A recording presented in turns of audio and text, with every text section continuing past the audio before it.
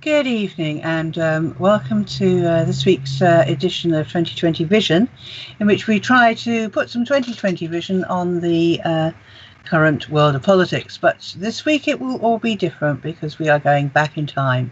I don't know if you remember what you were doing this day 26 years ago, but my guest Martin Young and myself certainly remember what we were doing. We were very, very tired, and perhaps you were out that day as well.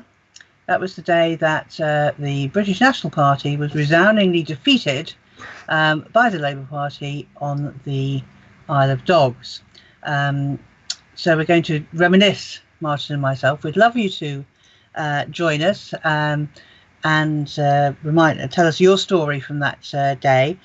So call the studio on 0208 12345 07. And as I say, we'd love to hear from you. So, Martin, let's see what if we can get any agreement as we look back on this day 26 years ago. I think, first of all, let's talk about how the BNP actually came to be elected on the Isle of Dogs. I mean, can you try to paint a word picture of what the Isle of Dogs was like 26 years ago? A lot less built up, Jenny. And there was not so much of the what you might want to call professional classes. The community was but not much different from what it had been in the 1970s, with the big concentrations of populations around the Samudra estate, St John's estate, the Barkentine, but not much in between. And I mean, I only recall that in 1982, I think there were about 6,000 dwellings on the island. And it was all one ward, of course, one council ward. Yeah. There must have been a few more by 1994, a few more than 6,000, but I don't think there was that many. The LDDC hadn't managed to build that much up, had it?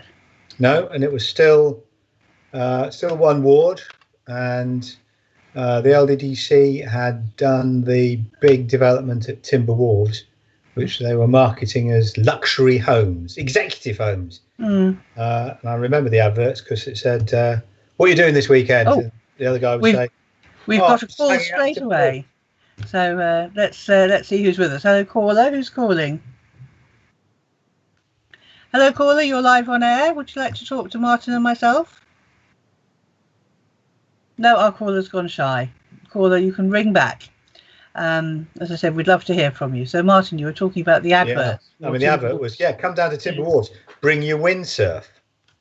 That's what they were. And then, of course, there was a big residential property crash, and Timber Wharves wouldn't sell.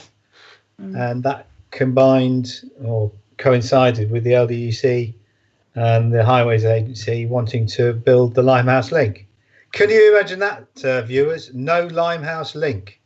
Those of you under the age of, I don't know, what would you have to be? 40 to remember it being built? Might be a bit generous. Anyway, 40-somethings like you and me, Jenny, will remember it being built. And of course, they had to knock down the St Vincent's estate.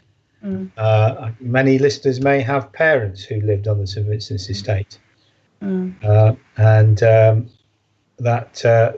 That was a relocation from the St Vincent's estate to Timber Wharves, because the LDDC acquired and gave it to housing associations, and a lot of people moved down from the St Vincent's estate off the island onto the island, and that was one of the things that fanned the flames of BNP support.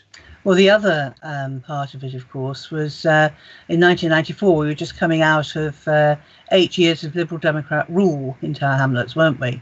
And a number of their policies had fanned the flames. I think there was a sort of number of things came together. We had an increase in unemployment in the mid-80s, particularly on the island, as the last vestiges of docks were closed down, and as bits of local employment were lost because the LDDC was building luxury housing on them. So we had that. And then we had a big crisis in housing, as social housing was being rapidly filled up.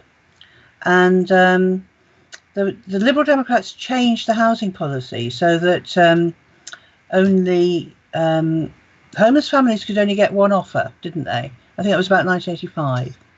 And it meant that for the first time, people of Bangladeshi heritage were moving onto the island. We had 70 in the first year. And I remember our then councillor, Therese Shanahan, was going around talking about telling everybody as she took the new families into where they were going to live. And she would knock on the neighbours' doors and say to them, "This is the new family, be nice to them. I don't want any trouble." And she would say to the family, the Bangladeshi family, "If you get so much as a frown on the staircase, you tell me, we'll be over, we'll sort your neighbours out." And they took a very proactive stance. But I think the existing population felt very materially threatened, and tended, because there were, I think, so few Bangladeshi faces on the island, tended to blame Bangladeshi incomers for their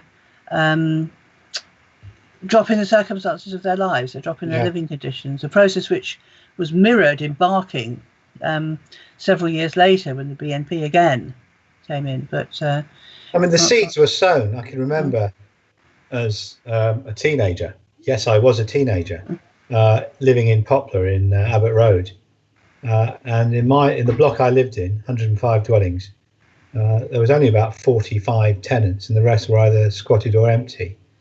And that was in the early 80s.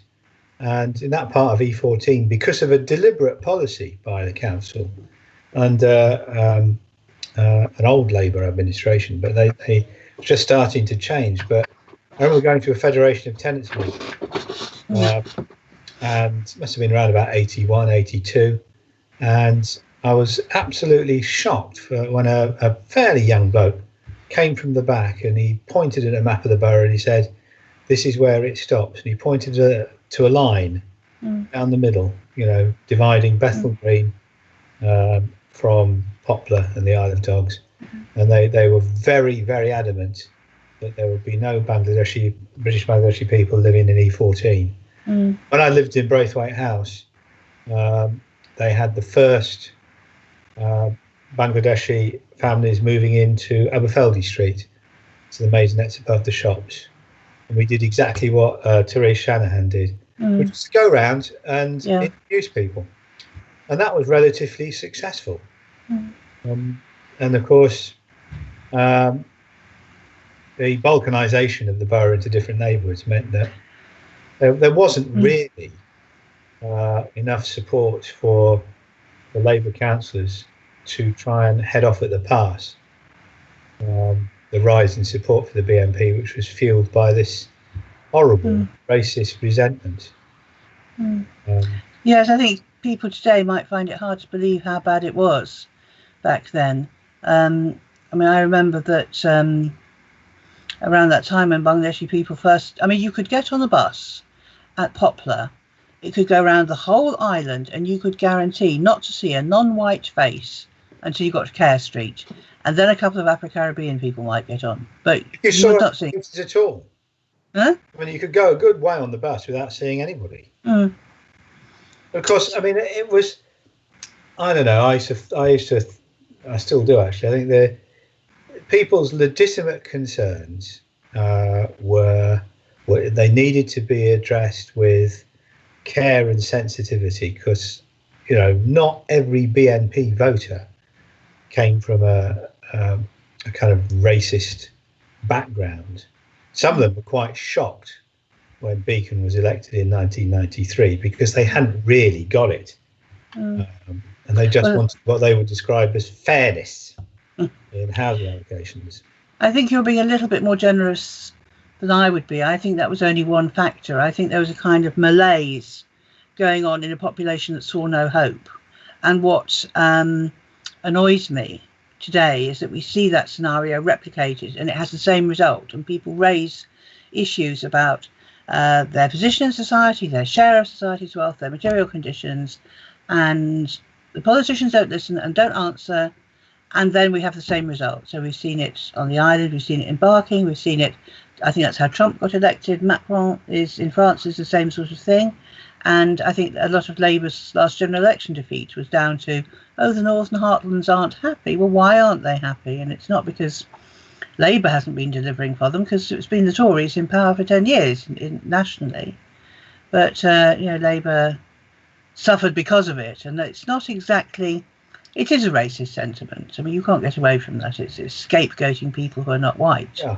Well, it could well be a racist sentiment, but it doesn't necessarily come from racist people who are, dyed in the wool, hard and fast. This was the insidious way in which the BNP succeeded in that by-election, because they didn't have any roots on the Isle of Dogs. There was resentment going around, and I remember looking at their website when they started, and they refer to it as the tragedy of Millwall when they were defeated the following year. Yes, they threw a lot into it, and they did it with a fairly sophisticated, for its day, grassroots campaign of turning up and putting up homemade posters, which they'd made from somewhere else, probably down their bunker in Welling, brought up and put around the place to try and whip it up. Okay, so let's. I'm getting a lot of calls coming in on my phone for people who are trying to join in. So let's move on from that. Of course, there was I think the dry run by-election also helped. There was a by-election, wasn't there, in 1992? I lose track of who resigned and who won, but I think it must have been Ivan Walker who resigned. Let's set the scene properly. In 1990, we had the standard council elections. There were 3 councillors on the Isle of Dogs, and one of them, called Ivan Walker, resigned in 1992. He became very ill. And we had a by-election, and the BNP got 20% of the vote, didn't they, in that 1992 by-election? And I think, again, that made people feel that the BNP actually could win. It was a protest vote worth risking. And then in 1993, another councillor, Labour councillor Dave Chapman, also resigned. And we had another by-election. In activity, I think. It sort of moved away, hadn't he? So we weren't playing with a full deck in the run-up. Indeed, I mean, Labour was fairly complacent then, wasn't it, about its birthright being, even though it had lost the borough 8 years previously, it still had a birthright to have the council seats on the Isle of Dogs. But it led to the 1993 by-election. I mean, in 1992, Ted Johns had been elected as a Labour councillor on the island, and in 1993, then Derek Beacon was elected. It was a little bit more than 6 months before the next scheduled elections in May 1994, which is what we're sort of really talking about today. And I wasn't at the count myself. Were you at the count? No, I wasn't. I was busy with. I'd sort of taken a back seat really in political activity, because I'd moved to the island in 1987 and I got married in 88. So my son was 7 in 1994. He's now 30. No, he wasn't 7. He was 5, because he was 5 years old on the 5th of the 5th. Oh yeah, 5. Yeah, yes. Yeah. I forgot about that because my daughter was born in the March. March, yes. I remember that. Yes. Well, we all know why that was. 5, yes, 5 and 0 they were when all this happened. So I remember being at home during the count and getting a phone call. It looks like the BNP have won. We've gone to a recount, and just not being able to believe it. But Labour hadn't exactly fought a very good campaign, had it, in that by-election? I didn't know about it at the time. I mean, I got back from work in time to vote that night, and otherwise would have lost by 8 votes instead of 7. It was only 7 votes, but as you say, not enough notice taken of the rise in support at the polls for the BNP, and then this tactical decision made to leak some false information returns, which showed the BNP could win.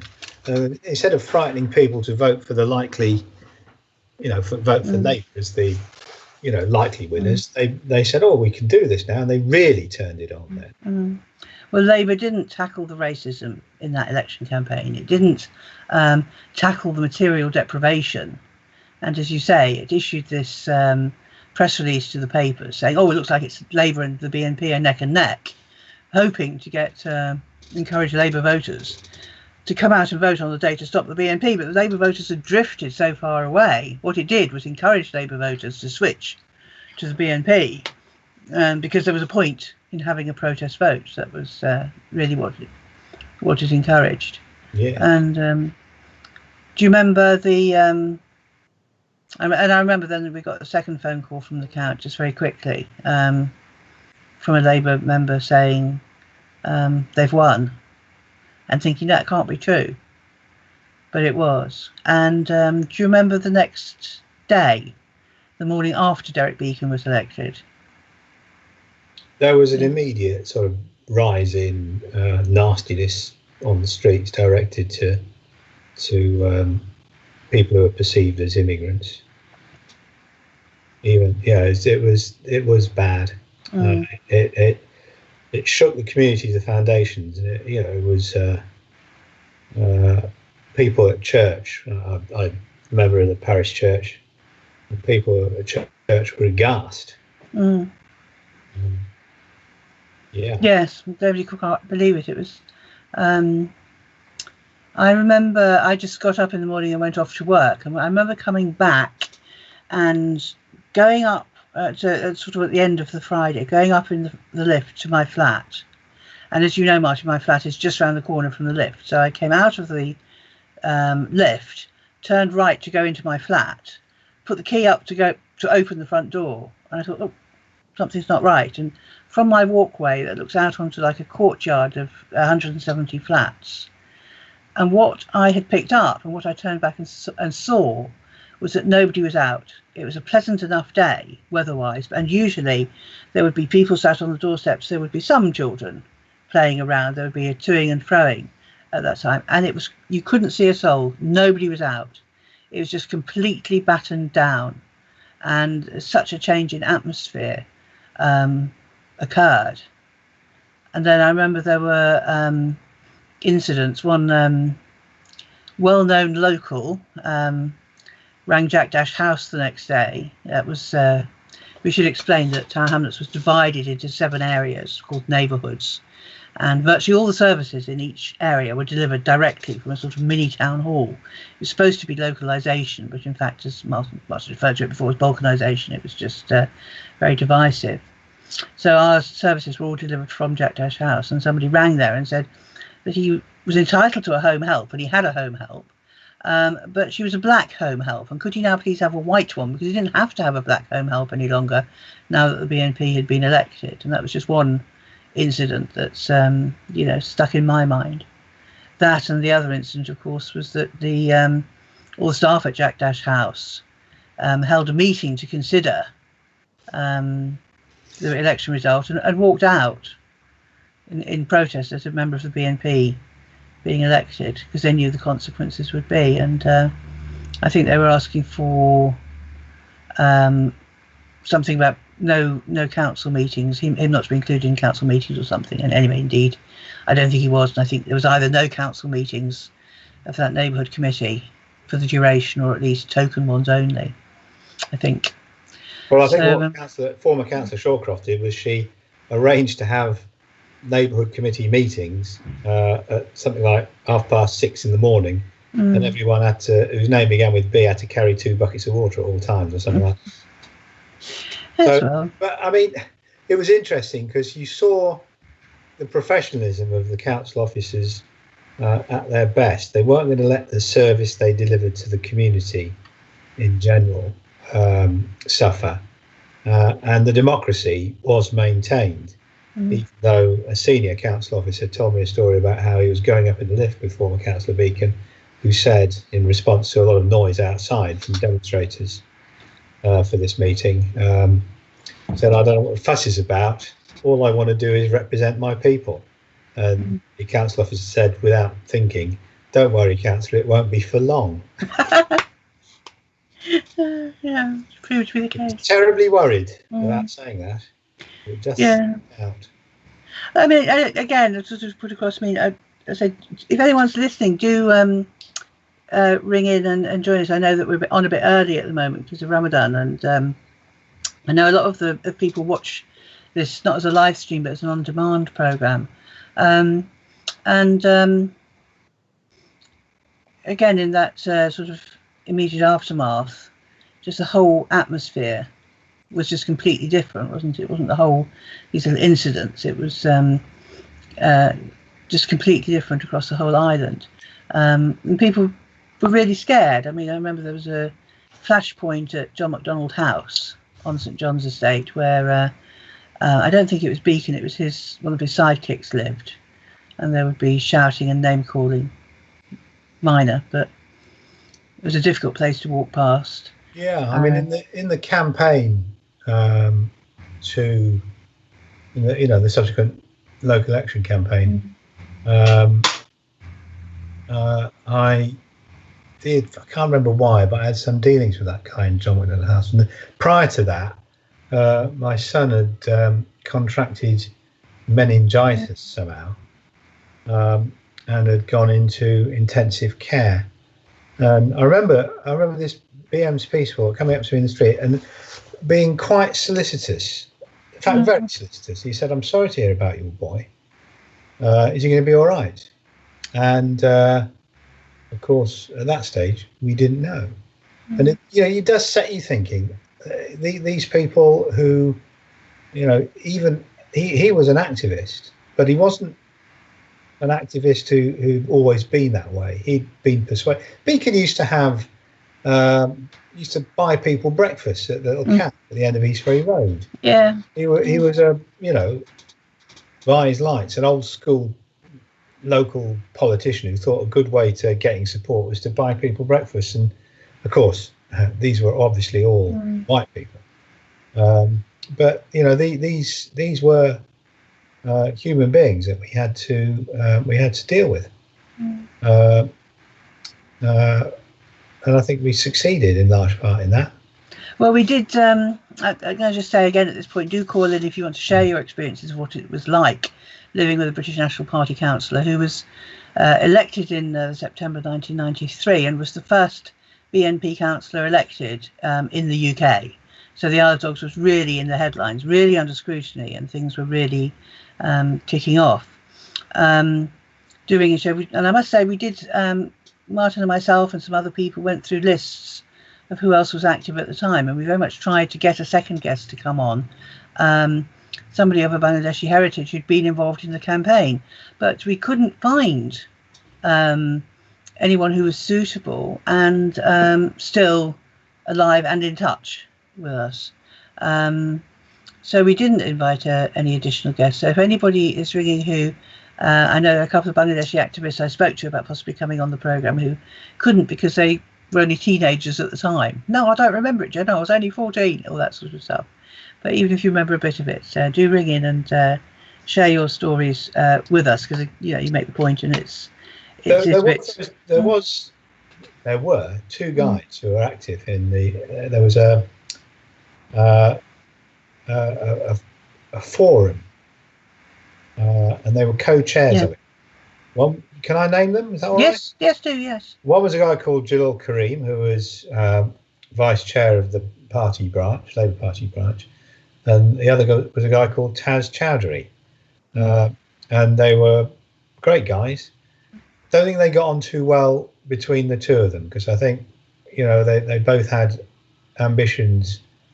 I often wonder what happened to Taz. He was around a bit, but I think he's moved on. And I think Jalil did quite well in the way of business with restaurants. So I haven't seen either of them for years, but in the way of things as they were then, the older people in the Bangladeshi community were leaving. Of course, they hadn't been around that long, I don't think. I mean, Vulcan Square was a place where there's a lot of Bangladeshi people living. Even then, not that many, Martin, because Mosshouse Terrace was only just being populated at that time. It wasn't a settled community by any means. And so what we said before about the borough being divided, and most Bangladeshi people living in the Spitalfields area, was still carrying on. And there were, around the time of the by-election, around 70 families, 70 households of Bangladeshi origin on the Isle of Dogs out of maybe 10,000 properties. So there were not a lot of activists. And I think there were some community activists. Do you remember the man we used to call Little Mr. Islam in St John's Estate? Yeah. And he certainly helped out. And there was a youngster called Mayum Mia who helped out a great deal with the Mayum Mia, age 16. Yes, don't know what happened to him. So there were people, but it was I don't know how to describe it. There was a feeling that anyone who was a community activist or of Bangladeshi origin had to be so careful, had to go sort of under the wire, really.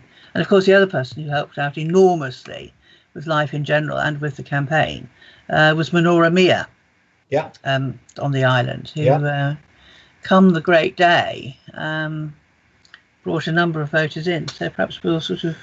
It's amazing, really, that you could have two formidable women living next door to each other on the same landing on the Samudra estate. You know, anyway.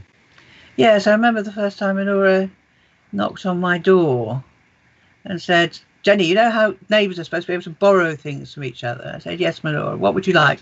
Look, and I opened my cupboard.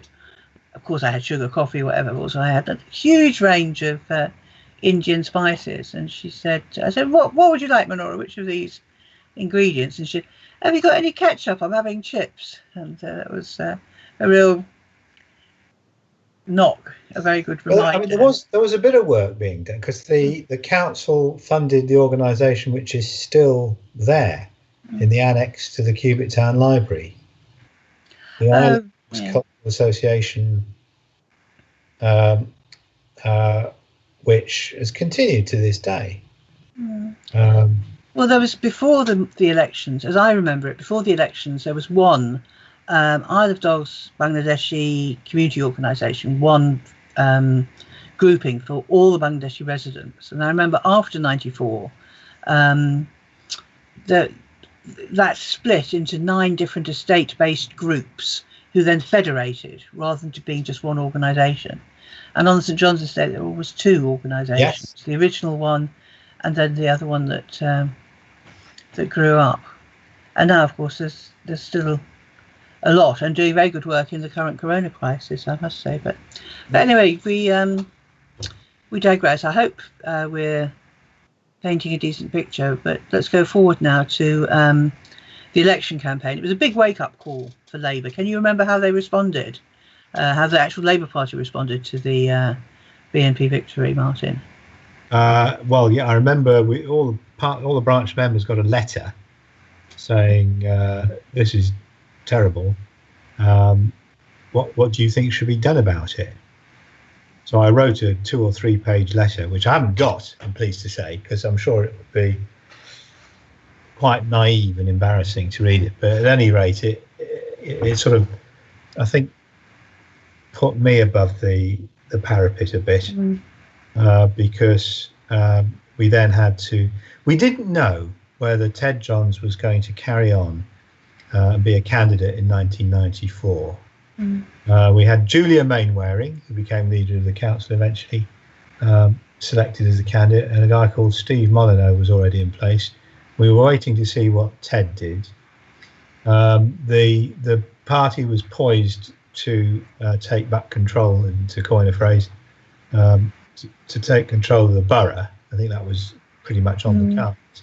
But of course, certainly for me, I couldn't see further than making sure that the BNP didn't continue in office, because I didn't think that was going to work for anybody. Well, there was a lot of people on the island, wasn't there? Labour people on the island who put in a great deal of effort getting rid of the BNP. I mean, yes, people were shocked. It went far beyond. I think you could say that without really too much coordination, there was, first of all, a recognition by everyone in the community that the only people that could beat the BNP were proper Labour candidates who were going to commit themselves to doing a decent job, and weren't just sort of in it for the some sort of political career. And secondly, for whatever reason they had, particular strands in the community, did it their own way, but with a kind of common support for voting Labour. There was the church groups. The story I heard was that the Roman Catholic priest of the day, Father Adrian, threatened to excommunicate people if they supported it. I mean, that was possibly a bit extreme. Anyway, let's move on to talking about that. I mean, I thought as we approached, as the BNP won, I mean, it's surprising how slow the campaign was to kick off. We didn't get warning there was going to be a by-election in September '93, but we knew there were wholesale elections in coming in May '94. But I don't remember really the election campaign getting going until after Christmas. I remember sort of running around and some fretting and attempted organisation, but it didn't really start in earnest. We didn't have our team of candidates in place until very late on. Ted decided he wasn't going to stand again, and there was another thing in the offing as well, wasn't there, which receded. There was a thing called the East London People's Alliance. Remember that? Oh God, yes. So yes, the question was, how do we actually defeat the BNP? And we had to go through quite a lot before we persuaded everybody only Labour can beat the BNP. And everybody in the end did very much come around, agree with that and support the Labour campaign, I thought. Yeah, pretty much. And I think the last candidate to be selected was myself, and that was probably not until about March. I would have said maybe a little bit earlier, but you may be right. But I remember I hadn't had anything to do. I had been the ward organiser for most elections on the Isle of Dogs since 1983-ish. But I had nothing to do with the 1993 election that Beacon won. We were all sort of pushed away and spurned, rather. You said, you were in sort of semi-retirement politically, and I was as well. Obviously, I'd also had a child in 91, so I was also, somewhat occupied. But it was very much run essentially by mavericks who did their own thing, regardless of what the party in Tower Hamlets or even in the constituency thought. And there was nobody really, once they had gone, when the BNP had been elected, there was nobody really to take over and run the branch, run the local campaign. And I remember a certain person kicking it off and trying to give us instructions. But I remember then being asked to step in and take it over. And I was by no means the only organiser, because I did work with others in the borough on that. But I remember starting about the task of how to organise a winning campaign in the ward, and it was quite difficult. I mean, really. We did have a lot of support from people who weren't Labour Party supporters. The Socialist Workers' Party, they were busy. My old friend Paul McGar. The churches, faith groups were busy, and then there were senior Labour Party people involved, and because Mildred Gordon was our own MP, but Nick Rainsford was the Shadow Minister for Housing. Yes. But he did a lot of helpful work for us, Jenny.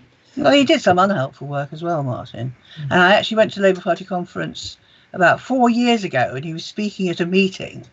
And I actually went to it and got to ask a question. And I asked him about some of the hilarious mistakes he had made in the 1994 by-election on the Isle of Dogs, which he wasn't particularly able to answer, I thought. But if I ever go to conference and see him speak again, I'll pick up on that. What got me was he wrote a local manifesto with the Millwall Labour candidates. And one of the things he promised was that we would build housing on the island, for social housing for people who needed it. And it was such a classic example of, you've just been housing minister or shadow housing minister. Why haven't you been calling for this before? We've told you, you should be aware. And Vernon Coker did the same many years later. You should be aware that there is a housing need. So why didn't you answer it then? Well, and in the manifesto that he wrote, he named 9 sites where we were actually going to build housing, and only one of them was actually in the ward, and that was what got me. The success of regardless of the detail of it, and I couldn't find my copy of that manifesto. No, I know I've still got it somewhere, but probably just as well, because we could argue about that for days. But what I if you remember, there was a TV documentary crew. In fact, there were several. There was a kind of right-wing American outfit. They were trailing around after the BNP, and then there was a independent company called Wild and Fresh, who were doing one for Channel 4, ultimately narrated by Bob Peck, and I've still got it somewhere. You've got it, haven't you? It's quite good, but the party line was that we wouldn't have anything to do with them because it was about building support locally, not showing off the TV cameras. I took that as holy writ, and if I saw them coming, I had nothing to do with them and headed off in the other direction. Whereas my two fellow candidates, one in particular, was always drawn to that furry thing on a stick and the video camera like a moth to a flame. But they actually used the unsuccessful Labour candidate from the by-election as a kind of everyman character. And he was pally with a nice young chap called Tim, who was the Tory candidate. It showed them together on the night before polling day, having a drink and talking about how Labour were going to do this 1,000 homes. How are we going to do it? And neither of them had the first idea. You can see them on the documentary saying, well, they just can't do it. How can they? And of course, we did it, and we did it. And this will be a point of departure between us, Jenny, I'm sure, but we did it by allocating vacant sites for housing associations to build on, because no London borough, no local housing authority under the Tories could afford to build council housing. The only way out transfers spare land to the housing associations, and the housing associations did it, and not always entirely successfully in terms of design, but in those days, I used to say we would scrape away any piece of land, no matter how big or small, no matter how small, to get a dwelling up, because one more dwelling provided is one less homeless family, one less overcrowded family, one less family or people in housing need. And that it doesn't matter what your race is. If you're entitled to be in Britain, you're entitled to be in town hamlets, and if you're in housing need, that need has to be met. And I think when you look back at it from 20 years, in terms of the numbers, Labour did a good job there. Yes, I mean, I don't disagree with you at all on that, Martin. I disagree with you on most things, as you know. But on that, we were quite right. We had to meet housing need. It would have been ridiculously purist just to stand back and say, behold, continue to live in overcrowded or hostile conditions while we, hope that the government will change. I mean, it was not allowed for councils to build housing at that point. And my gripe is that necessary pragmatic step was never corrected when Labour was then in office, and we should then have taken the housing back into council ownership, away from housing associations. As you know, I mean, we went through this all again 10 years later, or whatever it was, in the noughties. 10 years after the 1994 election, Tower Hamlets Council went through a process of selling off its council homes to housing associations, and most of that has been unsuccessful. It's divided the tenants and the residents between themselves and taken them a step away from the council, whereas the lesson from 94 is that we should all be together, I think, in the same family. So it's I didn't object to the... I'm not a purist in that sense, I'm pragmatic, but radical in finding the solution. So let's move on. We have some. Do ring in if you remember the polling day and the Labour campaign. I mean, I remember going out canvassing early on in the year with just one or two other people, and it took a while for the groups to build up. And you're right that most left groups came out and supported the Labour cause. I would say actually with the exception of the SWP, because I remember going out canvassing on the West Ferry Estate area, and by chance we were going round a while after the SWP, who I think were canvassing as the Anti-Nazi League then, had been round, and people just saying to us, I was going to vote Labour to get rid of the BNP, until that weird lot just came round and lectured us, and now I'm not, I'm having second thoughts. And so we found it was very difficult, I thought, as I remember it going around where the ANL had been. And we actually sent a member of the militant to go and negotiate with the SWP. And we negotiated so that our canvassing schedules saw that we were in different places on every campaign day. And the ANL were the only people who didn't actually join the Labour campaign. I mean, just one more anecdote. I remember the chair of the local party coming in on one of our big campaign days saying, how's it going? Who have we got out? And I said, we've got this many Labour Party people out here, this many Labour Party people out here. Socialist organiser sent a team of whatever it was, and they're leafleting that estate in Workers' Power. The wonderful Adrian from Workers' Power, who always blended into the background, our great protector. He was always our spotter, he was. Workers' Power got a team out here and a team out there. And just going through all these very, very left groups who were not really in the Labour Party. And the chair of the party literally went white as a sheet. Oh my God, what will people think of us? We're trying to get people to vote Labour, but there's all these weirdos here. And I remember just saying to him, no, because everybody on the left, apart from the ANL, everybody on the left, they're not selling papers, they're not wearing their own insignia. Every one of them has put on Labour insignia to unite behind getting the BNP out. So it was a good example of how the left could actually grow up and just join together and fight for something to be won, and indeed one it was. And just I can't find the actual manifesto either. But do you remember we had this brilliant new campaign tactic, the voucher? Do you remember the voucher? Yes. Let's see if I can. Oh, you got a voucher? Yeah. I've got a few of them. So, and the idea of this. By now, Jen. Huh? I thought you'd cashed them all in by now, Jen. I kept a few for purposes like this. And the idea was very much, well, you have a manifesto, but not everybody reads a lengthy manifesto. And this card, which was used throughout Tower Hamlets, not just on the island, gave 3 distinct pledges, and everybody was schooled in repeating the pledges. And I think that did help shift people. Can you remember what the pledges were? What our key headline pledges were, Martin? 1,000 homes. Yep. 1,000 homes for rent.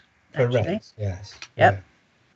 Yeah. No, go on. I haven't got the voucher in front of me. Yeah. The second one was a nursery place for every 3 and 4-year-old whose parents want one. Okay. So we've rather moved forward since then, but that was that. And the other, this wasn't exactly the most measurable thing, was safer streets, improved street lighting, and better estate security. So that was first. A bit of that delivered, as they say. But I mean, you mentioned canvassing. I mean, I had been canvassing.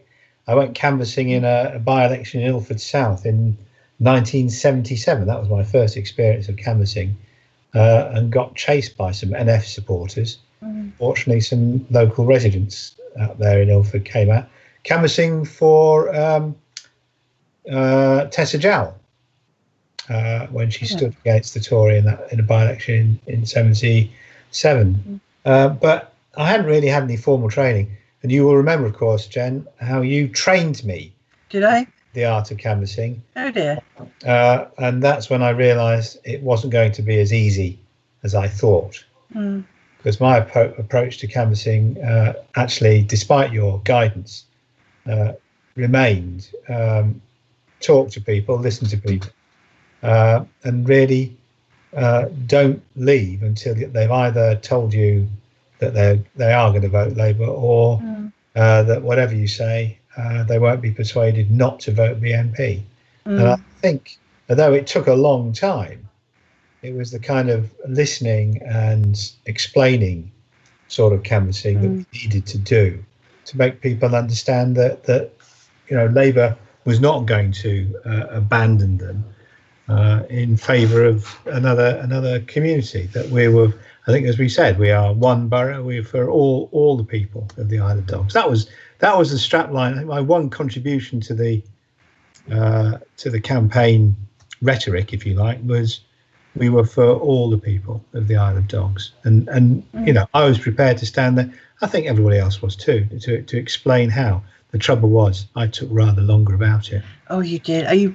This brings it all back to me. I just remember sort of going out with a team of 10 people, and we'd do an estate or a street or whatever, and then we'd count. We counted them all out, and then we'd count them all up again at the end. And bearing in mind, we're not supposed to sort of go into people's houses or whatever, and we were worried as well about being picked off. Because, I mean, there was it was bad. The BNP were arriving in minibuses with baseball bats. That was the long and short of it. And everybody said, "Oh, where's Martin? Where's Martin?" And Martin, of course, was being left, bending the ear of some unfortunate soul back ages before.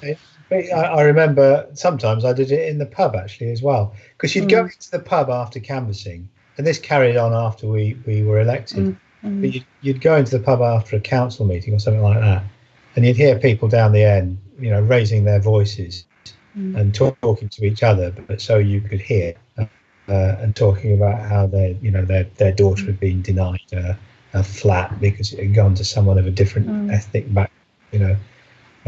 And I would always try and engage with them and explain why the local housing authority, why society has an obligation to everybody who you find yourself responsible for. When I had an argument on the telephone, a guy who I knew, he'd been one of my neighbours when I first moved to the Isle of Dogs. He said, "Why is the church supporting Labour?" I said, "Well, the church isn't supporting Labour." I said, "Why is the church against the BNP?" And I said to him, "Well, because I'm afraid that the message of the BNP, if not the message of every individual supporter, the message of the party is not to do what we are taught as Christians, what Jesus Christ said, which is love thy neighbour." And he didn't, you know, he knew he'd taken the wrong tack with me on that front. I think, you know, you've mentioned the church again, and certainly there were some moves during the election, sort of thinking about polling day. The churches came together, and I can't remember the name they used, but they did have a rainbow flag, I think, and Liberty, the human rights organisation, had election observers as well, because everybody was worried, would people be deterred from voting? And one of my vignettes from polling day was when the churches were running minibuses to help get people to the polls because they thought they'd be afraid to walk to the polling stations, and there were all these election observers at the polling stations, and it was thought that, you know, the poor little scared Bangladeshis would be too afraid to come out and vote. That was a big fear. And I remember we talked before about Manora Mia on the Samuda estate, and she got all the women on the Samuda estate. They joined together, they marched together down to Cubitt Town polling station, Cubitt Town School, which was their polling station. And a few people went up to them as they arrived, got near and said, "Can we help accompany you into the polling station?" And they said, "No, we just want the Labour tellers. Where's the Labour tellers, please?" And they found the Labour tellers. They said, "Give us all a sticker." They put the Labour Party on, and they marched through. And that was certainly into the polling station. And that was certainly something that, and the BNP just stood back, faced with that show of about 30 women walking through into the polling station. Yeah, I mean, and that empowerment was excellent, you know. I think, generally speaking, everybody, including the BNP, were on their best behaviour in the finish, bearing in mind that it was an absolutely enormous turnout. I mean, 65% of the population turned out to vote, which was, bearing in mind even now, with all the modern aids to campaigning and communication, we're lucky if we get, 25% turnout for a local government election, 60% for a general election. But it seemed to be that day that everybody was voting. I mean, as I remember it, we had 63% turnout, and that was a record UK local government turnout at the time. I don't know if it's been beaten since. A bit of rounding up by me there, Jenny, I'm afraid. But yes, I'm sure you're right. If I don't know. You can't really describe it as a silver lining, but a lot of the BNP voters were people who had never voted before. And it was because they would ask me. I don't know why. I've got the sort of face people who will ask for advice, I suppose. But even though I had my Labour Rosetta, I've still got that somewhere, by the way, from that day. Well, you can't see it now. Yeah. People would ask me. Well, a handful of people asked me on the St Luke's polling station things about how to vote, and they were quite surprised when I gave them a fair and unbiased guide to voting procedure, and some of them coming out were flabbergasted that a thing as precious as your vote might be a bit controversial, this, and I still haven't made up my mind whether it's a good idea or not, but they were flabbergasted that you could vote without producing any identification. And the only answer you could give them was, well, if someone else comes to vote if someone has voted before you and you turn up to vote, you'll be told you've already voted. Has that happened? And yes. No. Yes. It's a thing that has bedeviled our polling system. Well, I'm going to wind you up on that because we need to make some progress, and I don't want gremlins to get into our broadcasting procedures.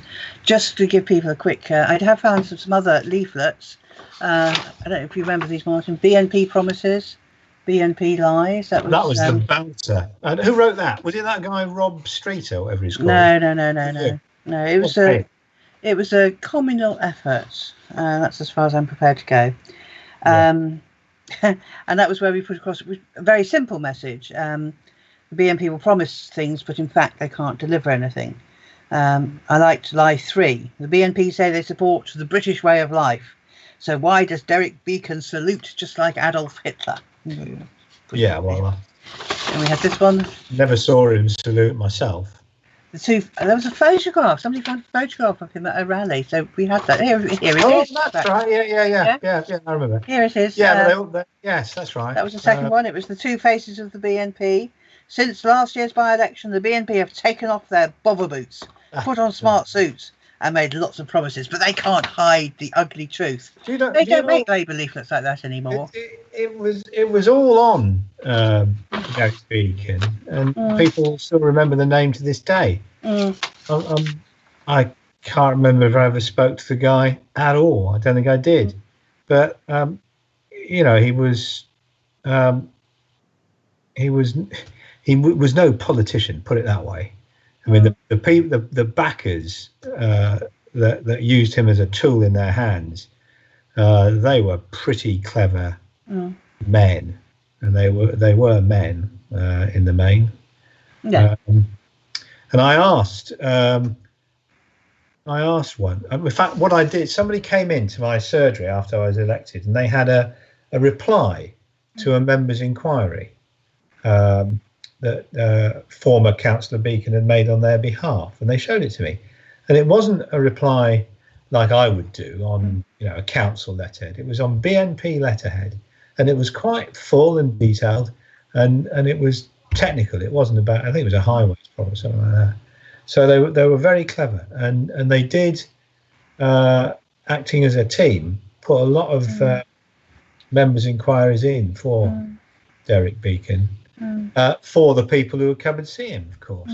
But that's the problem with extremist parties, particularly ones that got an overtly racist message. I did hear Beacon say, it was on the television documentary. He said, the interviewer said, "Councillor Beacon, are you a racist?" And he says, "Of course I'm a racist.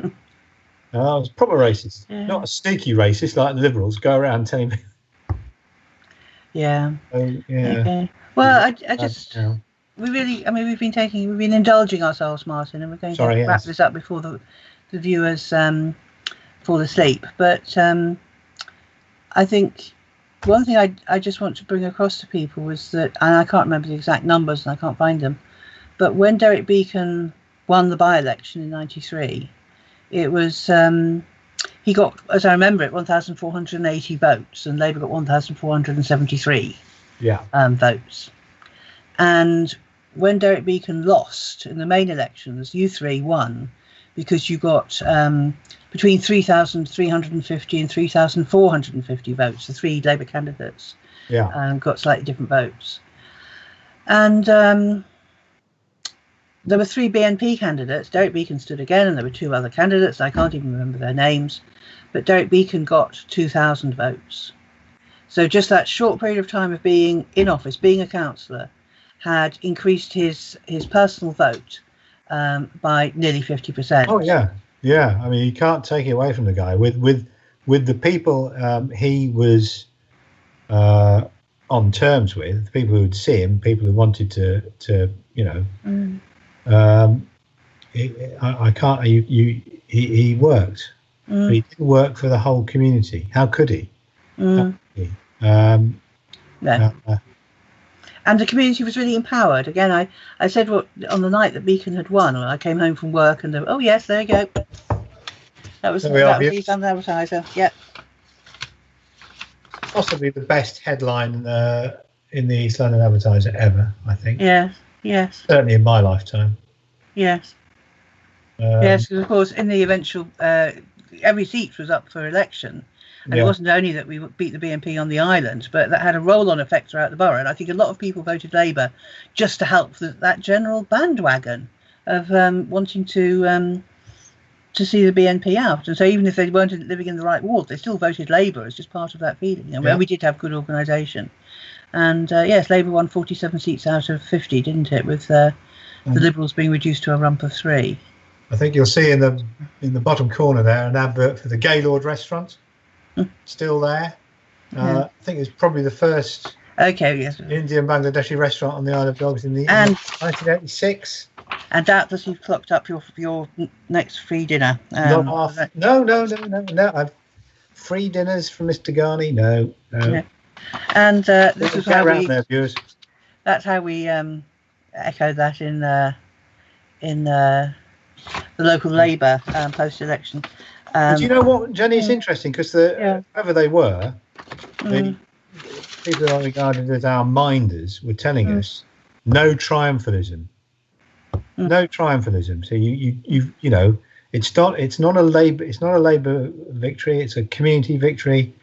And I remember when the result came in York Hall. I mean, it was a hell of a night at York Hall. Yeah, wasn't it? Fucking great, rowdy demonstration outside. Inexplicably, a Green Party candidate got hit over the head with a bottle because somebody passing thought he was BNP. Yeah. How could they? I don't know. But noisy and what have you, but reasonably well behaved. And when we won, I said to the other two, "Don't remember, no triumphalism."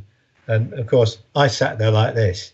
And the other two were on their feet, punching the air and jumping up like a pair of footballers who just scored a goal. But on the news footage of that moment, well, I think you were a bit excited. I think you sort of did your bit to look quite excited. I was repressed. But generally, the three, you're right. The other two were cheering away, a big cheer in the hall, and I think you were stood there still looking quite cheerful. And just at the bottom of the video footage, you can see this little dome, which is actually the top of my head, because I'm sat down with an envelope looking at those BNP results that I've written down and thinking, blimey, this job's not over. No. So there we are. It was no triumphalism. Oh, no. But I think, I mean, this was the day. I mean, today's leaflets, I feel, are just like, oh, so voters obviously have time to read a book. Let's give them one. You know, this was short and sharp and direct. And it spoke to people. I think too many politicians today, naming no names, but too many local politicians today, just don't. They sound like books. They sound like national figures. Like they're posher and better educated than the rest of us, and they don't have the ordinary talk. And what we said very simply here, and I will read it, was on Labour landslide boots out BNP. On May the 5th, you made history. The world was looking to the voters of Millwall, and you told the BNP where they could stick their race hate and their mob rule. You marched through jeering groups of Nazis to vote for Labour in record numbers. Labour doubled its highest ever previous poll. Over half the votes cast on May the 5th were for Labour candidates. That's a tremendous vote of confidence in Labour. The hard work of repaying that confidence by battling to improve conditions for the whole community has already started. The BNP were gutted by the result. They can't believe you didn't fall for their charming manners. But where there's a BNP loser, there's a bad loser. And they're putting all sorts of stories about to explain why you didn't vote for them. So remember, when you hear the rumours, 53% of Millwall can't be wrong. And that's the whole leaflet. And that's simple, that's direct, and I think it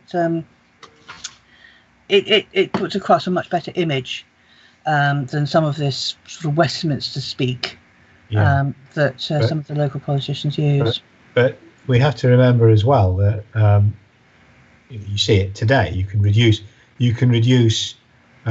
something as complicated as staying in or leaving the European Union to 3 words, and that captivates the campaign and persuades a bare majority to vote for your position.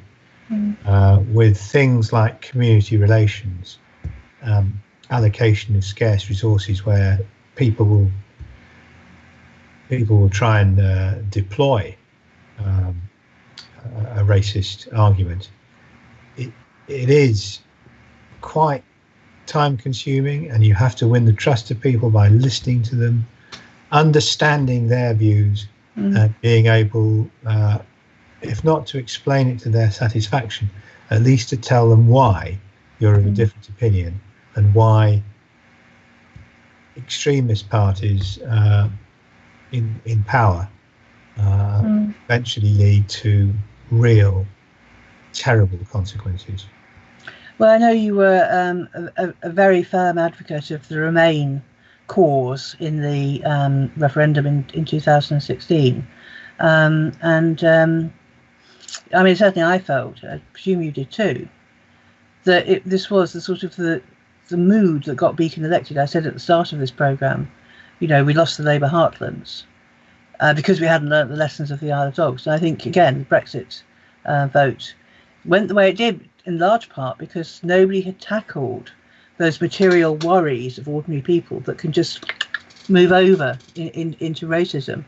So, I mean, I was very disappointed. You must be too. But that post-election leaflet we put out on the island, Martin, said, the task of battling to repay the confidence you voters have shown us, that begins today. Do you think Labour has done enough nationally, locally, regionally to win that confidence again?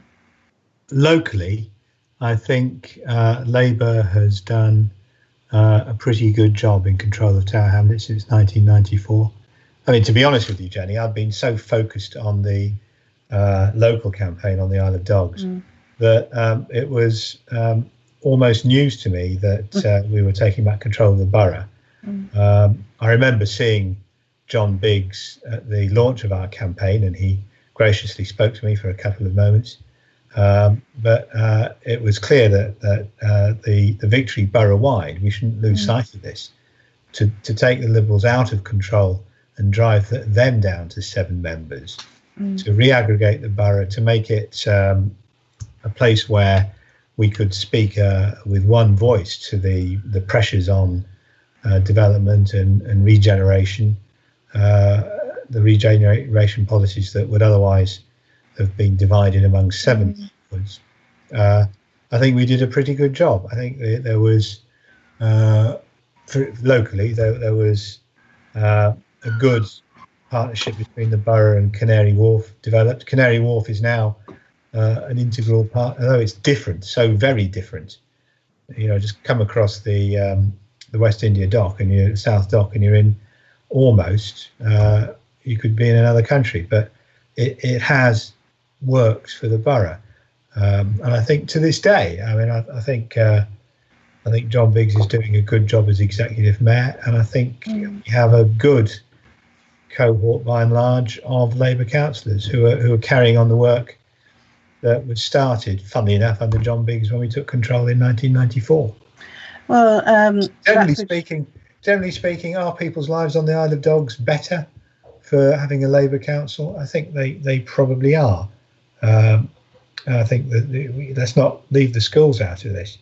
I think there's been all the work that's been done in schools by the staff, the students, parents and governors has been supported by Labour in control. We've had some good chief education officers, whatever they're called these days. I think it's funny to think that what has passed under the bridge, because of course 94 we were still 3 years out of a Labour government. We knew a Labour government was coming, but what we didn't know was the size of the majority and what would happen, thereafter.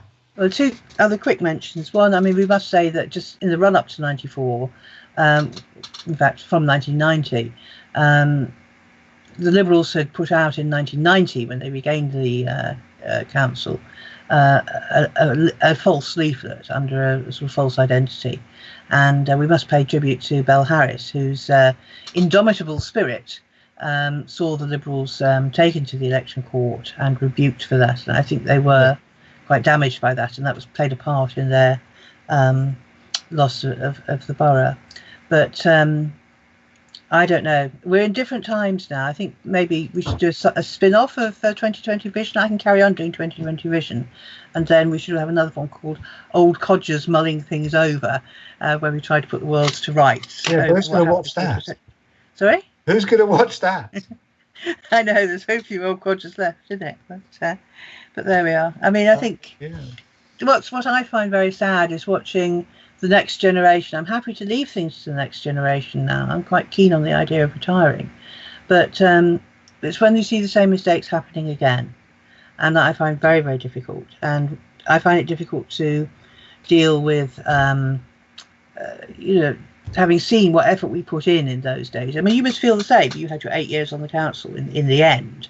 And yet you've seen since, mistakes being done by new administrations, differently from how you would have.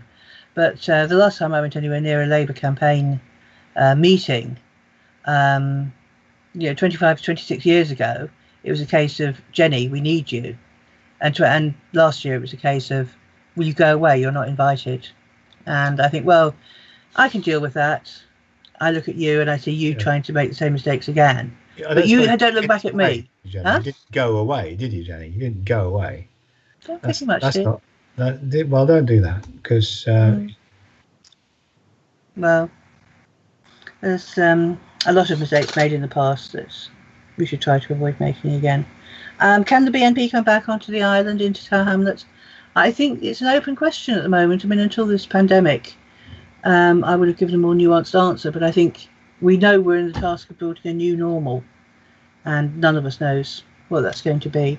I'm going to wrap up now, Martin, to spare the sensibilities of anyone who's still left watching, or anyone who's watched us on demand.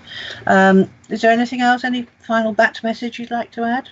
No, just good wishes to all the viewers, and it's been interesting to talk about it. I'd forgotten it was the anniversary coming up, but it was an important part of my life and an important part for the community as well, I think. Yes. I think we got it right by and large. Yeah, and it's been a joy remembering it with you, Martin, and I'm sure we can find something to disagree about next time we meet, whenever that may be. So thank you very much. Thank you very much. Yeah, thank you to the viewers. I'm sorry nobody phoned in. You're obviously all too mesmerised with this exciting discussion to interrupt it with a phone call. But 2020 Vision will be back next week. We did, as regular viewers will know, John Biggs wasn't on the programme last week, and we weren't sure why, but a couple of days after the programme we did get told by the borough that he wasn't able to attend the programme that by then had already happened. So we're inviting him for next week. So from next week onwards, we'll be back to our usual format of trying to be a great deal more topical. So do join us then on Vodcasts, 5 o'clock on Tuesdays. That's our new time for Ramadan. Thank you, Martin. Thank you, viewers. And good night.